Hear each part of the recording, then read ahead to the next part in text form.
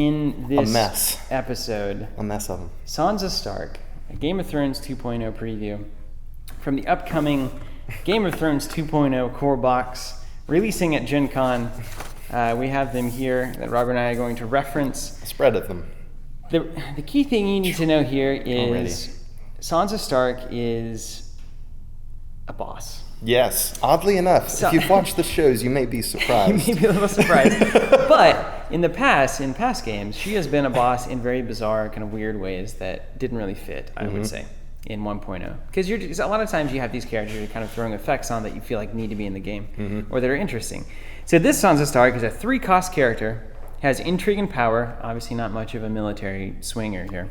Really? Yeah, her might is not exactly the strongest, I will say. But she's 2 strength, 3 gold, 2 strength, 2 icons. Okay. This ability better be nice. She's a lady, as you might expect. Surprise, surprise. And she is a lady, though. Let's be honest. Worst case scenario, she enters play Nelt. Whoa. Which this is the interesting thing about this card design and just the flavor, right? She enters play in kind of like a weak, compromised position, as you often find her in the novels, right? Like, this is the Sansa Stark. We know she's kind of a victim. Yeah, she's a reactionary. She's never really plotting anything on her own, so this makes sense. It's absolutely correct. Yes. So she enters play Nelt. However, a real reactionary. She has a reaction. It's limit once per round, which thank you for that. Limit once per round. After Sansa Stark stands, gain 1 power for your faction. See, it doesn't go on her directly. That's right. That's important because things die all the time in Thrones. It goes onto your faction directly. So during the standing phase every time, boom, she stands up. If she's kneeling for some reason and you stand her with a plot, for instance, the Power Behind the Throne that we looked at last time. With that stand token. Then boom, you get another power. And thankfully, this is limit once per round. Naturally. Which makes a huge difference in the ability for players to abuse it. Because an effect like this, if you could just keep kneeling and standing. Somebody will figure it out, and they'll break the game. Cards will happen 3 years from now, and it'll happen. So this is solved. This is I would call her, I don't know, with the expanded gold curve, she's like a low-cost character. Yeah. Say.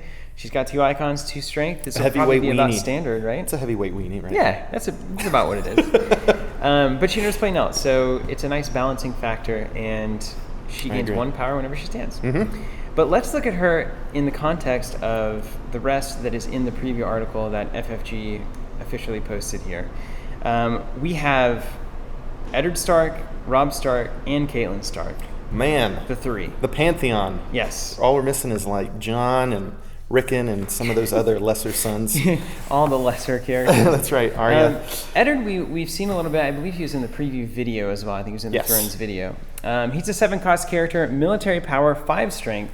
Beefy. Lord Small Council traded. So I love that Small Council trait. Just need to get that on record. It's correct. We seem to be seeing now characters that have 1 or 2 less strength in their cost. That seems to be standard. So something to keep in mind as we go to the evaluation phase. Yeah, to kind of feel out how does a card's weight correspond to its cost, all this kind of thing. It's a new formula, so we'll take it as it comes for now. Yeah. Eddard, 5 strength, 7 cost, has renown. After you win a challenge in which you participated, he gains a power. And then a reaction, after a challenge is initiated against you, stand Eddard Stark. Which is amazing. That is amazing. Can we just take a minute, bask in that reaction? 5 strength character that continuously blocked with renown. Let's say now that attachments are awesome, you can put a sword on him, put a good sword on him. Winter is indeed coming. Maybe put a and shield Eddard is on also him. always defending. Yeah, that's great. I'll just sit there and defend. Now, in 1.0, the Starks were very much into the defense game. Stand up, defend, do annoying stuff. I didn't think you could do that, and now you can. True. And so it seems like that theme is being held over into 2.0. And worth noting, though, that like everything that is present on the card and also that is not present on the card is significant to me. They do give him this awesome defensive ability. However, he doesn't have stealth, so he can be bypassed. Yeah. There are ways around it, whereas like other cards that you might expect in 1.0, if there was a Varys like this, he would come with stealth, so you can bypass him that way definitely. or something else. So it's great. You can get around Eddard, but he's always ready to do something. And Eddard is, of any character in Game of Thrones, he is the most stealthable character of all time. Right? Just like slip right by him. He's like, honor. And then it's like, well, I'm stabbing in the back now. Yes. So it makes a lot of sense. Sorry, Ed. Let's look at Robb. So you'll notice a theme in all of these guys. It's a 6 strength, or a 6-cost 5-strength character, military power. Okay. Has renown as well. Is a Thank you. lord. Reaction. No small counsel for Rob. No. After a start character you control is sacrificed or killed, notice the difference. Okay. Stand each character you control. Wow. Limit once per round.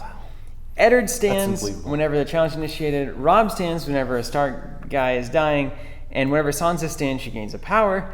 We see a lot of standing synergy of going good on in synergy, this house. yes. A lot of standing synergy.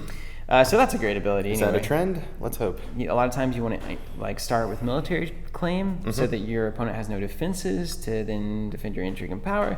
But now all the dudes stand up if you do the military first, and so now it just it's great. It's battle map. Yes. It's characters. It's fighting. It's everything that we want. Skin that cat. in a Yeah, character. I think. exactly. And the art's fantastic. Finally, let's go to the big old Caitlyn Stark. Yes. She is a 4-cost intrigue power for strength.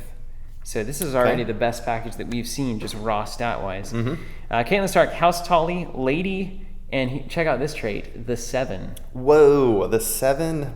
Whoa. The 7. Is The 7. that like a indication of piety, or is this like a whole pantheon that we're going to I have to see imagine. here? I can't wait. I mean, this is actually a reasonable thing to ask: is are the traits going to be kind of willy-nilly like they were before? Yeah, flavorful Or traits or mechanical is there going to traits? be a list during Or the card both. design process of traits that might actually get used every time? So we'll see. Maybe we'll have, the last thing you want is like, some of those weird traits where you have newly made lord who's like not a lord and like stuff like that where it's like, come on guys. But so hopefully the 7 trait will be seen across all different houses maybe and different mystics and priests. Or whatever it was, Iron Iron Fleet Raiders that were not Raiders. Yeah, they weren't Raiders. Wish they were. While Caitlyn Stark is participating in a challenge, your opponents cannot trigger card abilities. All right. Very Caitlyn-like. Very Caitlyn. Now, we saw, of course, Standing Cat was like the Caitlyn Stark of 1.0. Or bouncy. Drop her into a challenge. Yeah. Come on in. Ooh, hey, bounce her in. Ooh, I'm defend nullifying your anything. strength. But this is more of like a Brienne style ability. Yes. That they can't use card abilities, and I can tell you from experience that is one of the most powerful abilities in this game. Yes. I think you would agree. Yes. Of course, having Totes. tried to trigger any number of things, Those Starks. and it just doesn't work. Dang it. Next, we have some wolves. Wolves? Wolves. Wolves or woofs? Woofs. Wolves? How do you say Wolves. it? You say wolves. I say wolves with a V. I spell wolves with a V. I hope I say it that way, but I think Woofs. I It's a woof. 5-cost Grey Wind as a military icon and 4 strength. He's a dire wolf, of course. Intimidate and no attachments. Wolves can't wield swords and all that. That's right. But I will say Intimidate seems really cool. If you win a challenge with Intimidate, the strength by which you won it by is the cost of the character for your opponent that you can kneel. It's kind of hard to say. Yes. But if I win the challenge by 4 strength, I can kneel a 4-cost or less character on my opponent's side of the board. Makes sense. Doesn't even have to be participating, Okay. as far as we understand it. And that works for each character with Intimidate, we're We assuming? think so. Yeah, that makes sense. I hope Makes so. sense with the way Because other that's the way keywords Renown function. works, the way Stealth works. Let's make it all work the same way. Challenge is action, though, in case Intimidate wasn't enough. Yeah. Kneel Greywind to choose and kill a character with Strength 1 or lower, Strength 2 or lower if you control Robb Stark. This was a very big ability in 1.0, relatively unchanged. But Yeah. but worth See ya. worth noting though that relative to the card that you got in 1.0, this guy is much more expensive to put into play. So between Rob and him, that's 11 gold that you're going to have to spend. And it's important to note that he can ace Sansa in times of dire need. Ooh. I don't know why he would. Get her. Actually, I know why you would, because then you could trigger Rob and stand all your guys. So Greywind can literally clear it. It doesn't say an opposing character. It says a character. Dang. I'm telling you, there's weird wolf synergies going on. See? We also have Summer, a 3-cost wolf, military icon, 3 strength, no attachments, dire wolf, of course. While you control Bran, gains insight. Which is when you win, I believe you look at the top X cards by how much you win the challenge Take and by. shuffle? And I think you just reorder them. Oh, okay. I think it's just That's like good. control your draws, We'll basically. take it. We'll take it. Reaction: after Summer enters play, return a start character with printer strength 2 or lower from your discarded up pile to your hand.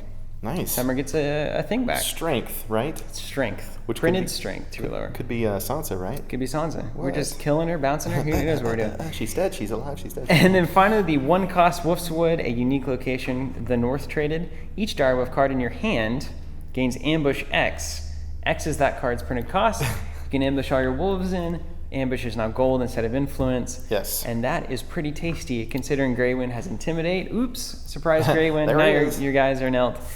Pretty awesome. Puppy So- surprise indeed. So pretty incredible previews this week. Of course, thanks to Fantasy Flight for giving us those. And Thrones 2.0 continues to shape up I can't wait to play that game. to be something really, really incredible. Let's be honest, that looks like an amazing game. It does. It does.